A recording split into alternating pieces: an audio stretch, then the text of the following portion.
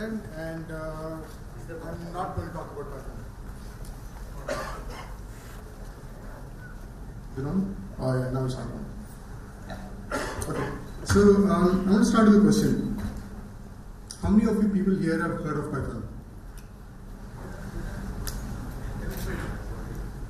There's some hands still down. What are you doing in this room? Okay, so is it safe to assume that if you're in this room, you know what Python is? Okay, this is going to be somewhat interactive talk, so I'd like to hear from you. Is it safe assumption that you know what Python is? Okay. Now I want to look at the people on either side of you. Do you know them? Is there anyone who doesn't know somebody around them? Okay. Quite a few of you, right? That you don't actually know everybody in this room. Okay? Now this is important, that we all are here for Python, but we all don't know each other, and there's nothing wrong with this. This is just completely normal. But this I want to use as a frame of reference to talk about why this is interesting. Okay? So we're obviously here because we like Python, we want to talk about Python, and our passion for Python is shown by the fact that we've come here to talk about Python. This is currently PySangam, and we are here to talk about Python. We are, I think it's fair to say, a part of the Python community. Does anyone have a problem with the statement? Okay, so what does it mean when we say a Python community? What do these two words mean?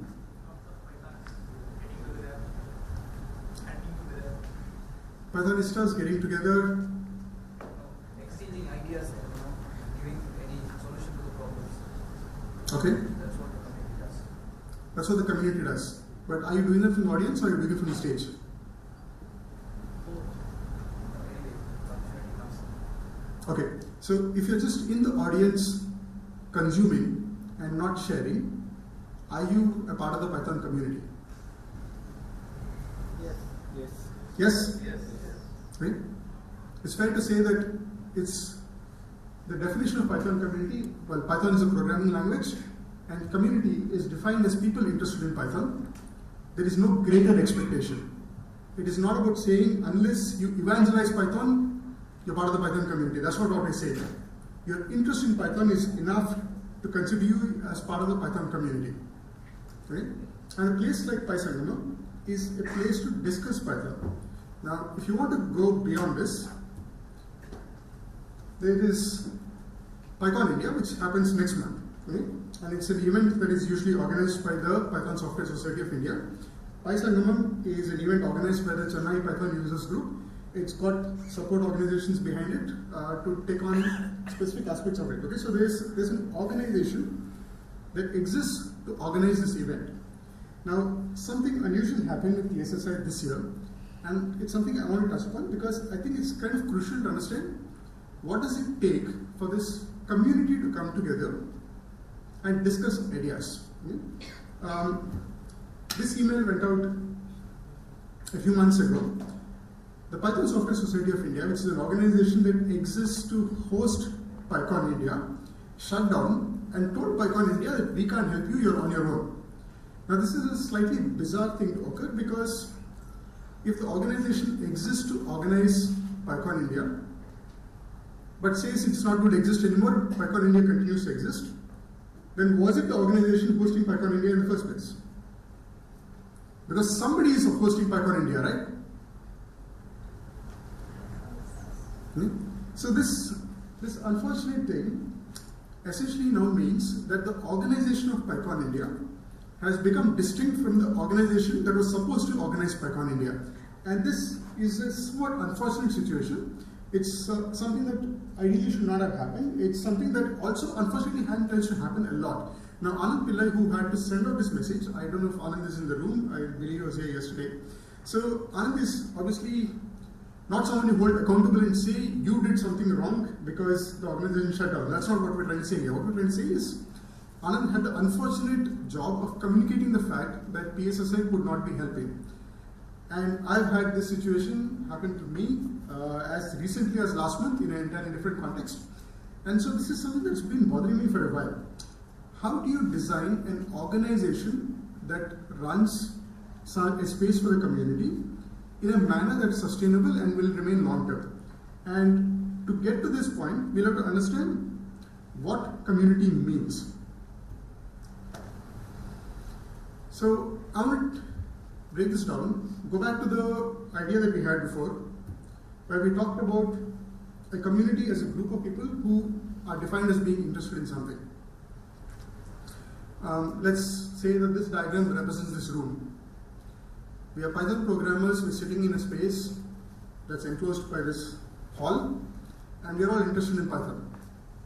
Okay? Is this fair enough? The statement works, right? The definition works. Okay? Are there any core committers to Python in this room? Do you have a commit that is part of the Python language? Somebody would try. There's one over there. Okay? What about the rest of us? We use Python, that's my list here. Do we make Python?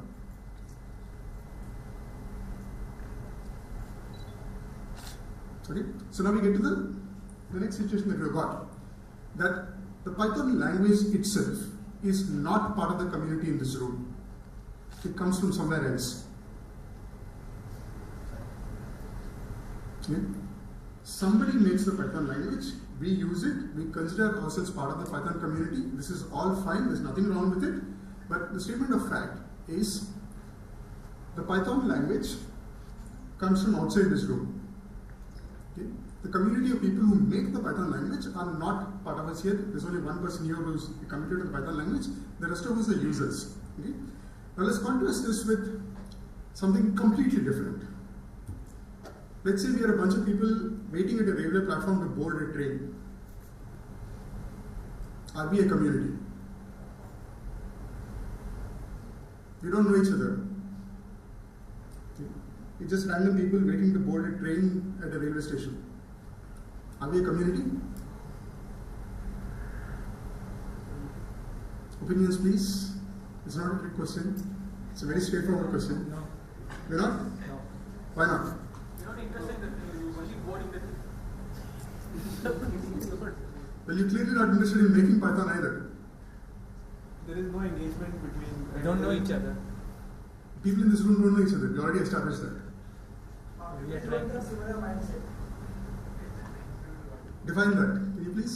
What do you mean by similar mindset? The people waiting to board a train clearly want to go somewhere, right? They just use it for the journey. It's not Shared objective might be missing. The journey could be common from the. But isn't that the shared objective? Yeah, that's a shared objective. Maybe bigger objective of what is to be done. So maybe I'm lost. Maybe it's no example to us.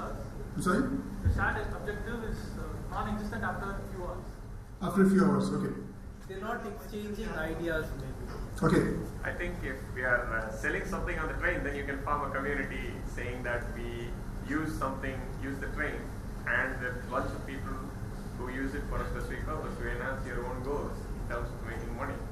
And you call them a community, but if you're just using the train for commute, then I don't think that kind of is less than what a community might be. Here they are just passengers and they're not creating anything. Because we use Python. We create programs. You write projects or something, use some libraries, which and then there Okay. is some. So you're not defining community as creation. They're absolutely short-lived. The association is short-lived. Okay. Okay. So has anyone here programmed in different language before Python? Any language? C, C++, Java, Perl. Do you use these languages anymore? Yes. Okay. Has anyone given up a language because you found that whatever you're using now is just better than whatever you were doing before? Okay. Quite a few of you have given up languages, right? So which meant that your association with the previous language was short term. So therefore you were not part of that community. So it depends upon the attitude of the people who are traveling the street. Right. How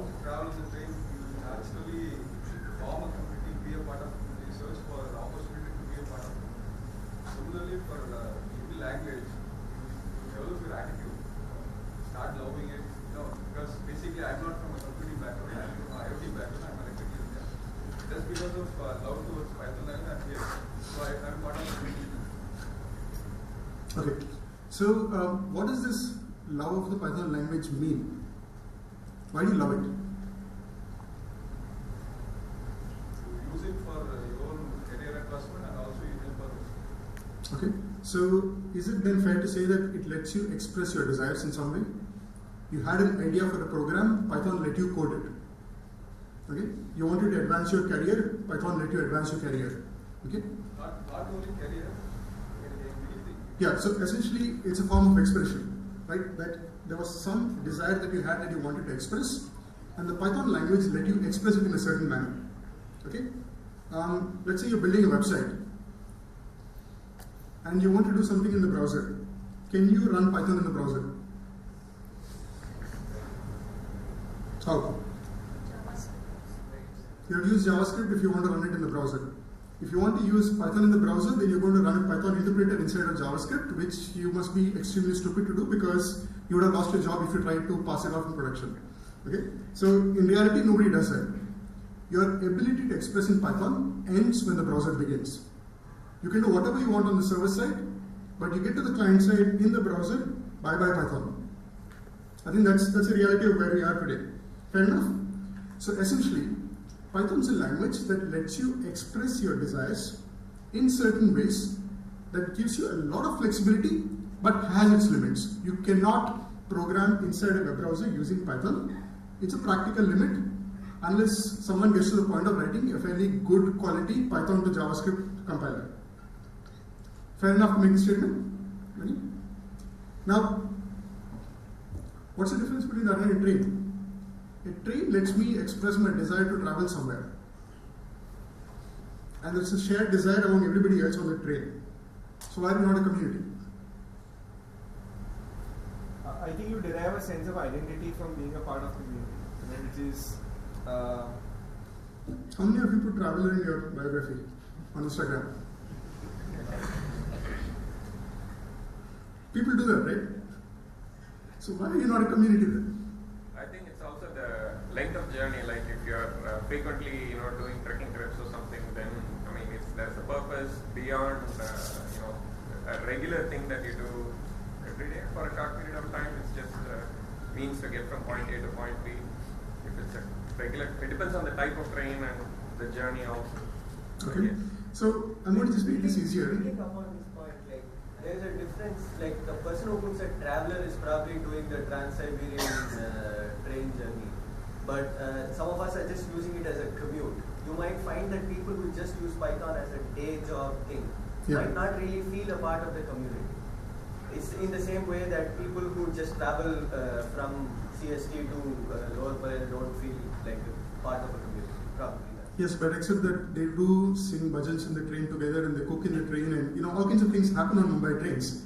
So they do indeed feel as part of some kind of community. Okay? But that is also about identity. Only specific kind Exactly. of people so I think I'm going to make this simpler and basically say that people traveling together on a train are indeed a community because for all purposes of definition, you're saying they're not a community because the idea is unusual. You're not used to thinking of them as a community. But by any definition of community, yes, they are a community. Unless they help each other out and Is that necessary? So now this is the interesting part that we want to get to. Okay. That also happens because I know of so many open WhatsApp groups where there are trains from Puri and Bayafali in Bangalore, right? So they're all trying to help each other with the train timings, deals. So that it is some kind of there. So essentially what you have to understand here is the train is a service. The railways offers you a service that says that today evening at 5:10 p.m. there is going to be a Shatabdi train that travels from Chennai to Bangalore, which I will be on, which I intend to be on, because it's a way for me to express my desire to go back home to Bangalore. Okay? If I wanted to go to Pondicherry and I went and boarded a Shatabdi train, I will not reach Pondicherry. Okay? Therefore, if my desire is to go to Pondicherry, I will not take the Bangalore train. Okay? The train lets me express, that particular train lets me express only one desire, which is the desire to travel to Bangalore. It's got a very limited vocabulary of expression. The Python language has a limited vocabulary of expression in that you cannot program a web browser with it. Yeah, that's outside its vocabulary. It lets you program a whole bunch of other things to the point where we feel so good about it because we feel like we have the freedom to express ourselves in so many different ways.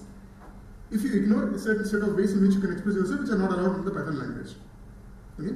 So essentially that, if the train is a service that lets you express yourself in only one way, which is travel to a certain destination, and the railways is an organization that provides a collection of such services that let you travel to so many different places, then your ability to express yourself improves when you're dealing with organization versus just one service of the organization.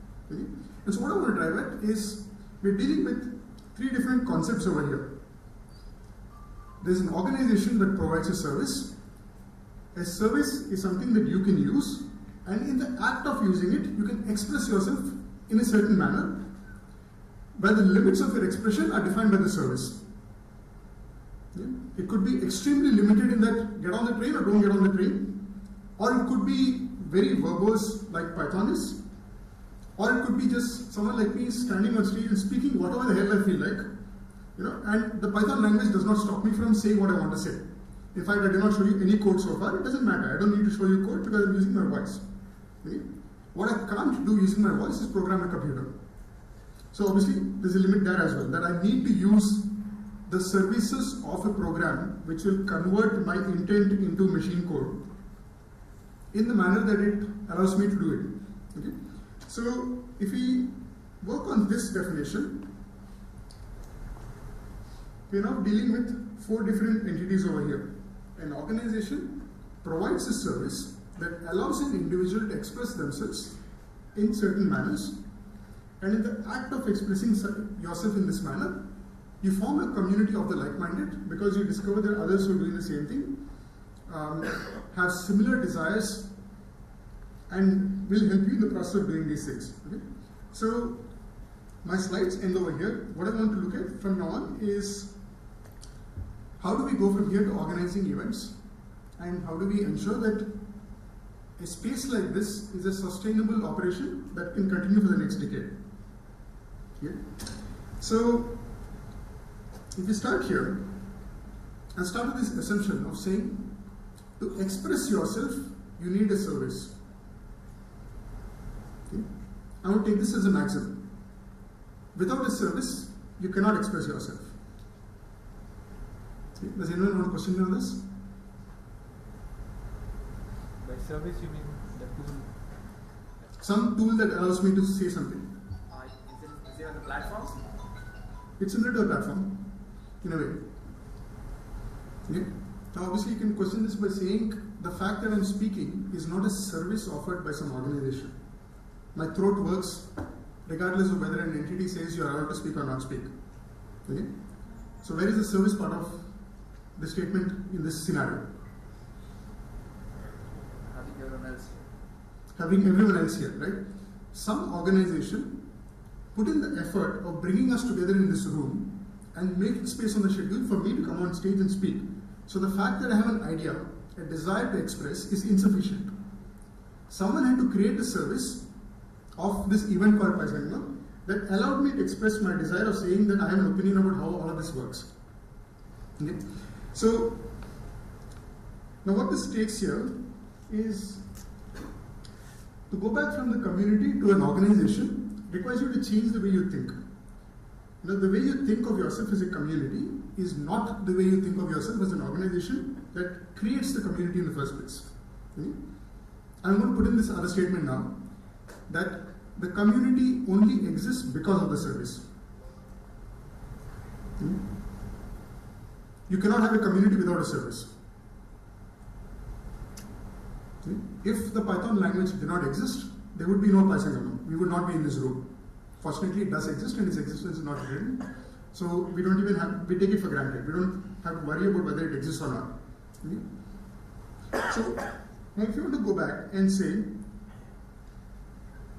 if you're creating an organization to serve a community, can you actually serve that community? Okay? If the community comes after the organization. So this dilemma now is a little confusing to understand, so I'm going to try breaking it down a little bit. And let's take this by example. Okay? Let's say you like to cook. How many people here cook? Do you like cooking? Do you think you're a good cook? Okay? Do your friends think you're a good cook? Have you cooked for people? Okay? There's still a few people, hands up, okay?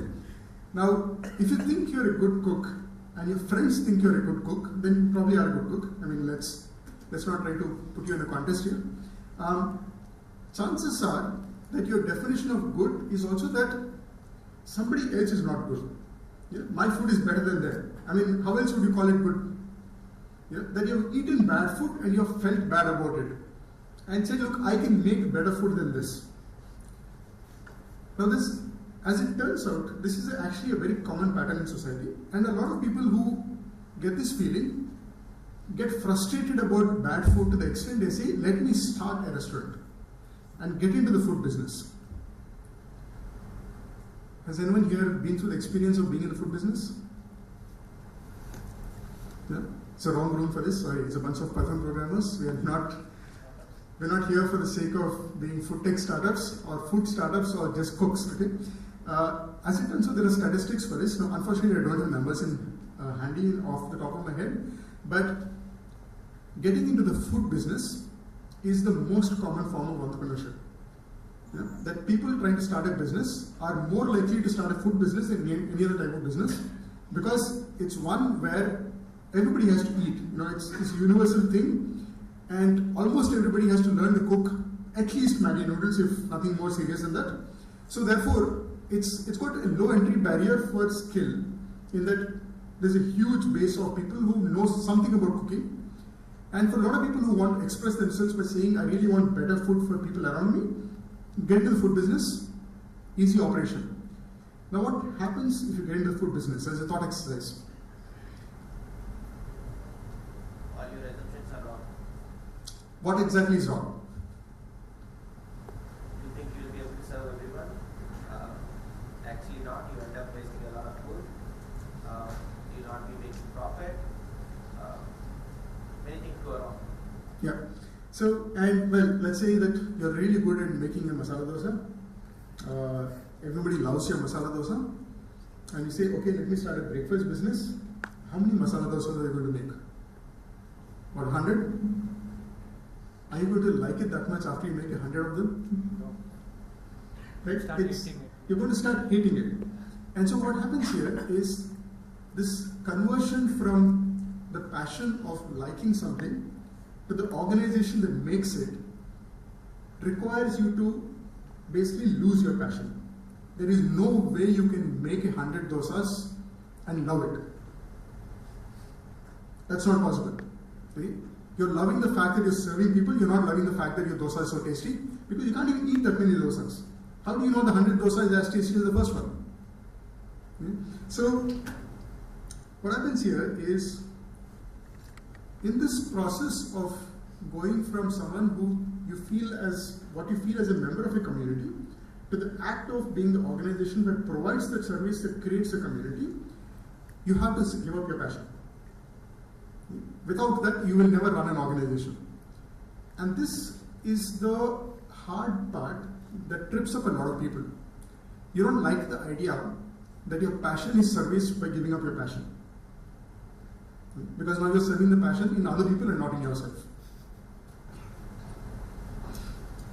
So, I can give you an example of this as something I stumbled into a few years ago. So 3 years ago, I was part of what was called Save the Internet, which was a campaign for net neutrality in this country. And I'm not an activist. You know, I have no interest in being a placard-holding fellow shouting slogans on the street saying, the world sucks, make the world better. Okay? It's really not my thing. You know, it's not where I come from. And yet, I was doing the digital equivalent of exactly that, holding a placard saying net neutrality for India. As it turned out to be a successful campaign. But one of the reasons it was successful is because I came in from it from the wrong angle. Okay? And not just me, but a bunch of others who were part of it. So, the story in this scenario was the Telecom Regulatory Authority of India held a consultation where they said, we have some questions about whether there should be net neutrality in this country, and you may respond to our questions. We have 20 questions. Please send us 20 answers to one particular email address, and only if you do this will we listen to you. So what TRI did is they defined a service called a consultation that only allowed you to express yourself in one very particular manner, which is answer 20 questions by email. If you want to hold a placard and stand outside their office, they will ignore you.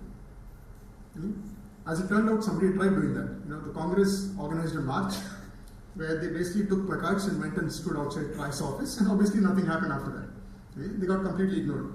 So, if you're someone who's a passionate activist, you're going to be out there crying foul about the fact that a regulator is going crazy and doing wrong things and destroying this country and whatnot.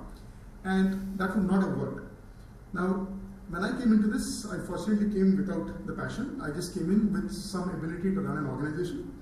And along with a bunch of people, of course, not just me alone. But we came up with the idea of saying, the way TRI wants us to respond requires us to allow people to express themselves in the very specific manner that TRI wants. So we built a website which had the preloaded answers, and you just had to click a button. It would open an email in your own email client for you, and you sent it. Okay? If you did this, you participated in TRI's process exactly the way they wanted you to participate. Okay? And so we essentially gave up the idea of the passion for net neutrality ourselves, and instead created an organization that other people could use to express their passions. Okay? So this idea that you design an organization that offers a service that lets other people express themselves is kind of crucial and tricky to get. And essentially getting this wrong is where most organizations go down the wrong path. Okay? That campaign worked because we accidentally stumbled into the correct answer. It was not something that we knew very clearly that this is what we're supposed to do. It was just something that we felt was hopeless in any other way, so we had to do it in this particular way. Turned out it was the right answer, it worked. It's gone on to being 3 years now, and TRI has come out with fairly comprehensive net neutrality regulations and so forth. It's unfortunately something that doesn't work everywhere. And what you end up having is that when you create an organization tends to behave like a living entity. What is the most fundamental characteristic of a living entity? Self-preservation. Okay? A desire to live is the fundamental characteristic of any living entity. If there was no desire to live, it would not be alive. Okay? So organizations unfortunately have a tendency to ensure their own survival, and sometimes at the cost of the community they're supposed to be serving. Okay? And this kind of plays out with both good and bad examples that I'll give you a couple of them. I think one example of an organization that has completely lost its idea of service to the community and replaced it with the will to survive, I think, is the Unique Identification Authority of India, which runs the Aadhaar program. Okay? To the point where I think it's completely transparent to everybody that Aadhaar stands for everything except what it's supposed to stand for. Since it's an off-topic example, I'm very happy to take it off stage. I'm not going to go deep into that. But what I want to do instead is look at another characteristic that happens when you have an organization that offers a service. Can the organization express the expression that the community does? It's a slightly tricky question. The service that an organization provides allows an individual to express themselves and thereby form a community. Is the organization a member of the community? Someone said should be? Yes. Explain. Then there is no sense of community because if the organization is not part of the community, it is not running along with the community, it is trying to be a dictator, or thinking that I will drive this. That should be the motto. The motto should be like running along with them, providing all the needs. Should behave a guidance rather than behaving like So now this one needs unpacking because this is the crucial bit. Okay? If you get this wrong, everything goes wrong. Have you ever been on a bus that would not move until it was full? So what happened over there?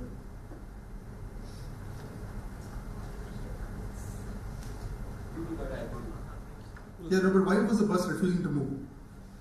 They don't fill up and they don't get money. Okay. So essentially, how do we decode it using these terms? The organization's self-preservance needed the community to be full, but then the rest of the community was penalized until it Yeah. So essentially, the organization, in its quest for survival, which is to say that make enough money to run the bus, failed to provide a service. Okay. Or let's say you send your child to daycare. How many of you have children? Your child has been to daycare. You know, I don't think you can get away with not sending a child to daycare in this day and age, unless your grandparents living at home. So, how many people here have sent a child to daycare? Okay. What happens on the days your daycare is shut?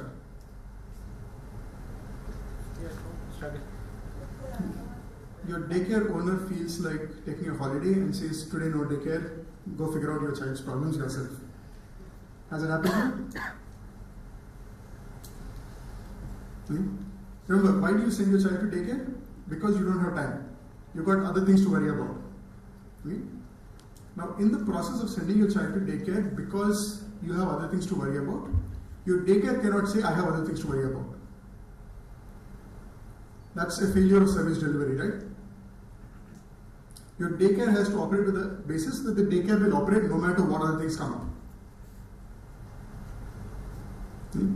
And same goes with the bus. If your bus driver decides that he's not feeling like driving the bus today because he's not in the mood to go to wherever you're supposed to go, that's not service. Okay? So essentially, you can choose to not board a bus or a train because you don't feel like going at the last minute. But your driver cannot do that. Therefore, your driver cannot be part of the community. Your driver has to exist without identity in this sense, without the ability to express themselves in the same terms that the consumer of the service is allowed to express themselves. Now this, I think we can explain also by looking at two recent examples that are notable for how the same organization has dealt with the same problem in two different ways. So, has anyone received fake news on WhatsApp? All the time, right? Okay. Now, is WhatsApp, the company that's owned by Facebook, aware of this problem? Okay. What have they done about it?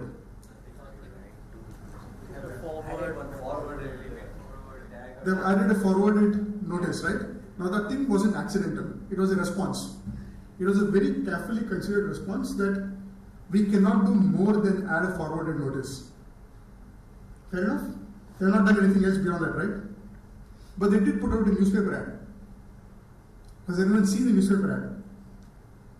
So they put out a full page ad in several newspapers sometime last month, where they basically said, beware of fake news on WhatsApp, here is how to identify it. Okay?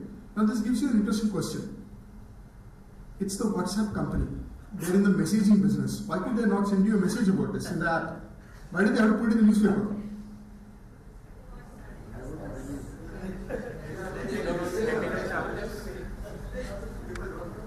Sorry? Who would think it's a fake message? You, as a recipient, right? Or some random person who receives a message? You don't take anything you'll see on WhatsApp. Well, they could always put a special badge on it, right? I mean, like they put a forwarded badge. They could put an official news badge, which nobody else is allowed to put in their messages. Like Twitter has a verified badge, which you can't get by putting emoji. Yeah, there is no way to replicate the verified badge apart from Twitter putting it on your profile. So WhatsApp could do that if they wanted to. You're showing off to the government. People Maybe you're doing something. Sorry? People will not forward this message about your.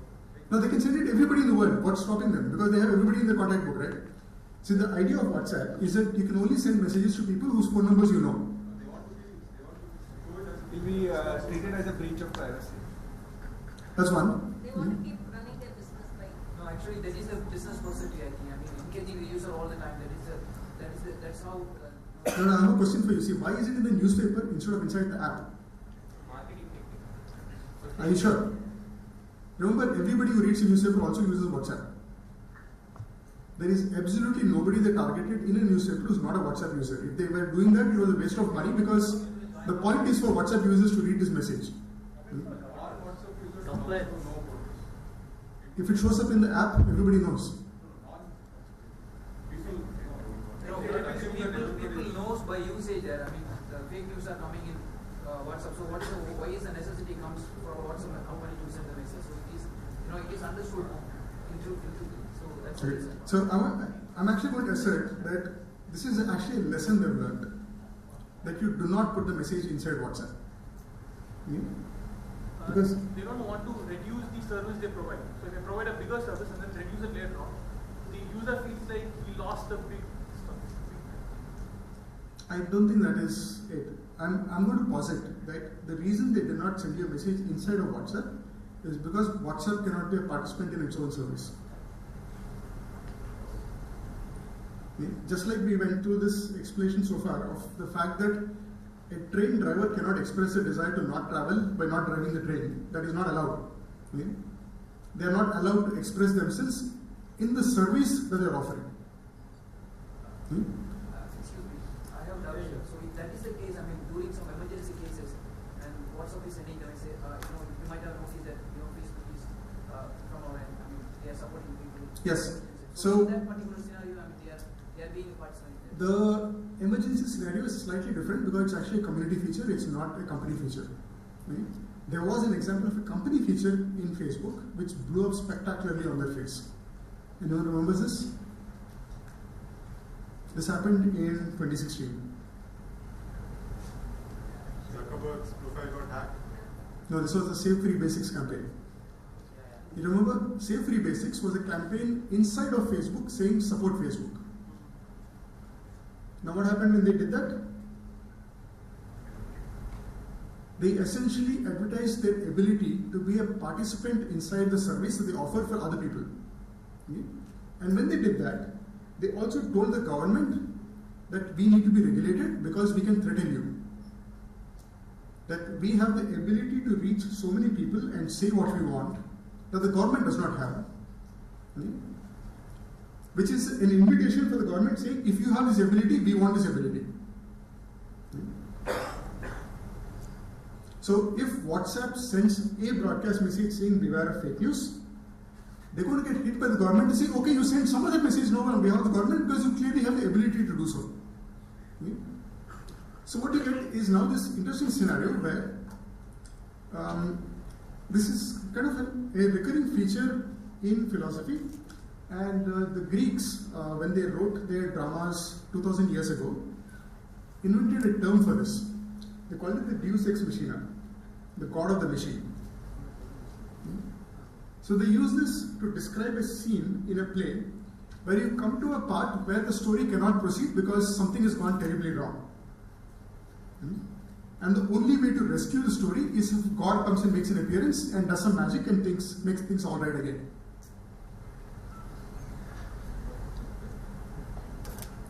So what you get here is you cannot make a design where a God speaks. Remember that in the WhatsApp app, the company is God because it creates the universe in which you are allowed to message each other. In the railways, Indian Railways is God that makes a train operate. The train exists because there's a railways company that makes the train exist. So part of what you get in an organization design is you cannot design the presence of a God. Because if you do that, it breaks faith. People cannot operate the app knowing it behaves in certain ways if something unexpected happens that they have no control over. There was another example of this just last month. It happened on everybody's phones. The Aadhaar number, where did that come from? Who inserted that number on your phone? Google. What happened when you discovered that Google inserted a number on your phone? People freaked out. There was panic all over the country. It was TV news non-stop. Now, simple example.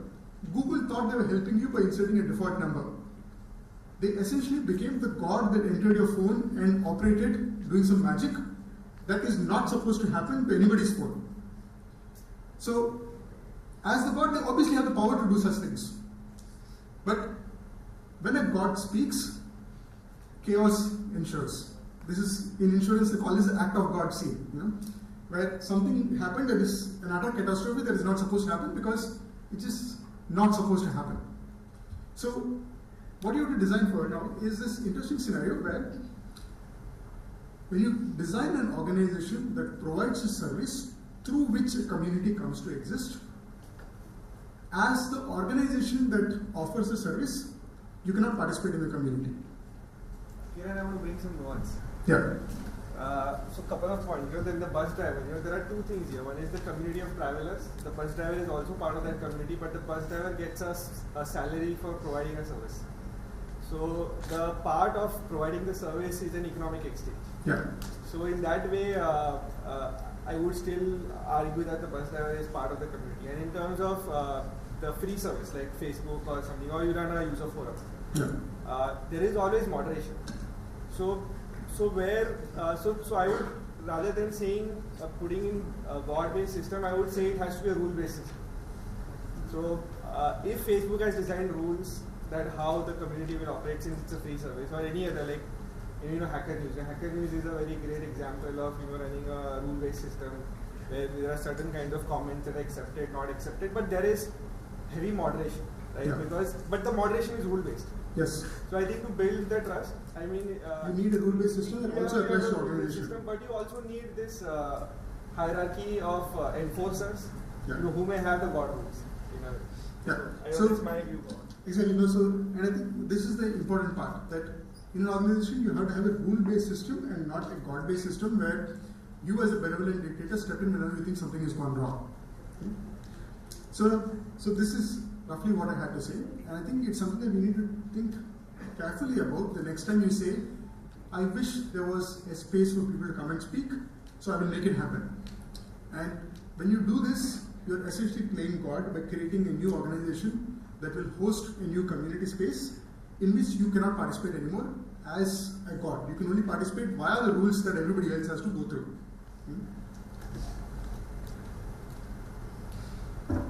So this is roughly it. I'm hoping that whatever succeeds PSSI takes this a little more to heart, because it's unfortunately a lot more painful than we realized from the outset. That's it, guys. Thank you again.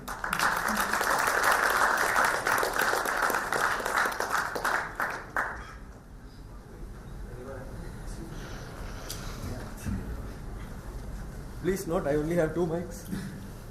Yeah, but You're only one person. Yeah, and I'm only one. So earlier when you mentioned that a person who's part of the community who want to create an organization will need to lose the passion to be able to start a productive organization, do you mean that he needs to not romanticize the idea of the community which he has, which is what will lead to a rule-based system instead of being a God or a top-down system? No, I think the loss of passion is something that will happen whether you like it or not, and you're knowing that it will happen. So I'll give you a simple example. Okay, so Shreyas here, who is a Python programmer who organized this conference. Shreyas, how many lines of Python did you write to organize this conference? I wrote more C# code for the chat. So I would still call that romanticizing the idea of what a community organization is. No, I think the one I'm trying to drive at is, as a part-timer, you can say that for the duration and for the act of organizing this event, there was no Python involved. Okay? And that's kind of necessary because there is nothing in Python that lets you call someone and say, invite them to be a speaker. Yeah? That's not something that Python lets you express. That's something you do with a phone call. Okay? So essentially, the medium of expression used to create an event has nothing to do with the reason for this event of the Python language. And so what happens then is that for the duration of work involved in hosting this event, your passion does not apply at all. If you're passionate about Python, you're not going to do any Python to organize this event. And if you want to create a consistent space that exists long term, you're just going to do a lot of this, which essentially means a lot of not doing Python. And so essentially what happens there is that the only way to achieve scale in creating larger and more frequent spaces for other people to discuss Python is you give it up. if you do a lot of the other grunt work, which is not just Yes. Python. So I can add upon that because I work for Elastic and I'm a full-time open source Elastic guy, and I'm here because I worked on Elasticsearch. Today I don't build anything on Elasticsearch. I run communities in India, which is my passion as well. But still, I'm a developer. I came into this company because I was an Elastic guy, but now I only build communities and no more write code for Elasticsearch. So I'm giving away my passion and providing a platform so that others could come and talk about their experiences. So it's exactly what Kiran was saying, right? But it helps.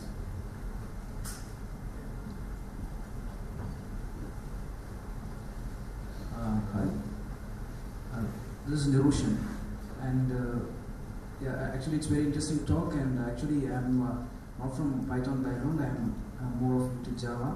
So I feel it, a little bit hard to get the definition that you give for a community. So I just, in my understanding, the community is wherever people come and help each other, and so I think it's not necessarily. And if you create something, and if you're definitely going to be a part of something, that you listen, you can be a part of it. I think so.